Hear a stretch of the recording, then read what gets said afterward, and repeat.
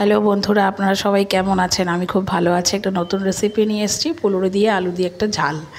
আমার চ্যানেলটা সাবস্ক্রাইব করবেন, লাইক শেয়ার কমেন্ট করবেন। দেখুন তেলটা গরম হয়ে গেছে, আলুটা ভাজতে দিয়ে দিয়েছি। আলুটা ভাজা ভাজা করে নিতে হবে আগে। আলুটা দেখুন নাড়াচাড়া করে ভালো করে ভেজে নিচ্ছি।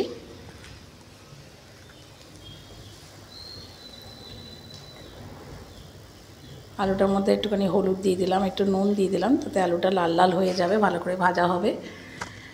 আপনারা আমার পাশে থাকলেন, আমি ছোট ছোট রেসিপি চেষ্টা করছি আপনাদের সামনে নিয়ে আসার জন্যে। আমার সাবস্ক্রাইব করে রাখবেন আমার চ্যানেলটাকে, বেল আইকনটা প্রেস করে রাখবেন, যাতে আমার ছোট ছোট রেসিপি আপনাদের চ্যানেলে যেন সব থেকে আগে নোটিফিকেশান ঢুকে যায়। আলুটা ভাজা হয়ে গেছে, আলুটা তুলে নিলাম। ওই কড়াইটার স্টিমটা কমিয়ে দিলাম, কমিয়ে দিয়ে একটু জিরে ফোড়ন দিয়ে দিলাম, তাতে টমেটো কুচি দিয়ে দিলাম। টমেটো কিছুর মধ্যে একটু নুন দিয়ে দিলাম, নুনটা দিলে টমেটোটা তাড়াতাড়ি সিদ্ধ হয়ে যায়। তাতে আদা বাটা দিলাম, একটু জল দিয়ে ভালো করে আদা বাটাটা ভালো করে কষিয়ে নেব। ভালো করে কষানো হয়ে গেছে, ভালো করে কষিয়ে নেব। তাতে 1 চামচ হলুদ, 1 চামচ লঙ্কা গুঁড়ো, ঝালটা স্বাদ অনুযায়ী দেবেন আপনাদের। 1 চামচ জিরে, স্বাদ অনুযায়ী নুন দেব। ভালো করে কষিয়ে নিচ্ছি। দেখুন তাতে একটু সামান্য জল দিলাম, তাতে কষাতে সুবিধা হবে, তাতে মশলাটা পুড়ে না যায়। টমেটোগুলোকে ভালো করে দেখুন আমি ম্যাশ করে দিচ্ছি, যাতে টমেটোগুলো ভালো করে গলে যায়।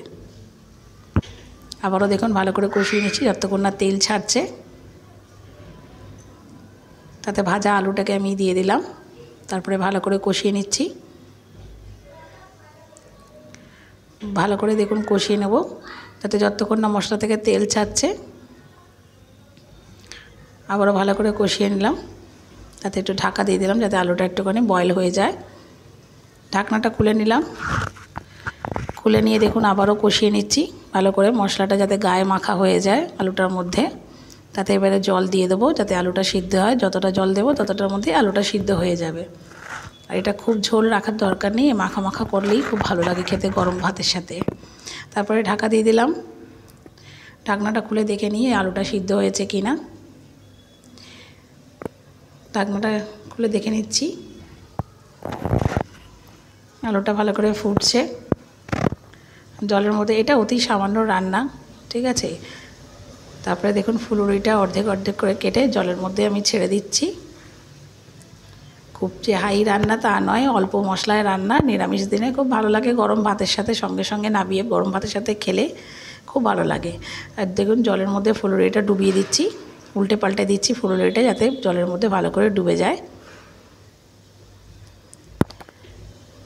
আপনাদের সাথে একদিন কিছু কথা আমি শেয়ার করব আমার ফিজিক্যালি সম্বন্ধে। ফিজিক্যাল ভীষণ প্রবলেম, আমার হাতের খুব সমস্যা আছে।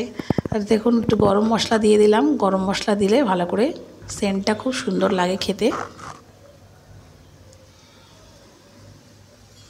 যদি কিছু ভুল ত্রুটি হয়ে থাকে ক্ষমা করবেন, আমি নতুন চ্যানেলের রেসিপি দিচ্ছি। দেখুন ভালো করে ফুটে গেছে, আলুটাও সিদ্ধ হয়ে গেছে। আবারও একটু ঢাকা দিয়ে দিলাম, যাতে গরম মশলাটা তরকারিটার মধ্যে সেন্টটা ভালো করে অবজার্ভ হয়ে যায়। আমার ready. Thanks for the watching.